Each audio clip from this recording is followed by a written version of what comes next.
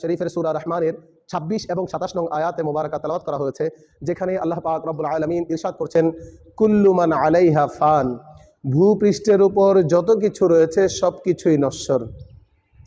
খাজাইনুল ইরফান প্রণেতা বলেন, প্রত্যেক প্রাণী সহ সকল সৃষ্টি ধ্বংসশীল। তাফসিরে নুরুল ইরফান প্রণেতা বলেন, এ আয়াতে ভূপৃষ্ঠে বসবাসকারীদের বিলীন হবার কথা উল্লেখ করা হয়েছে।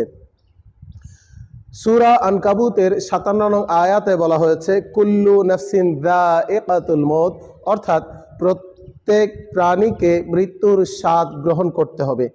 এ থেকে বোঝা গেল যে প্রতিটি প্রাণীর জন্য মৃত্যু অবধারিত।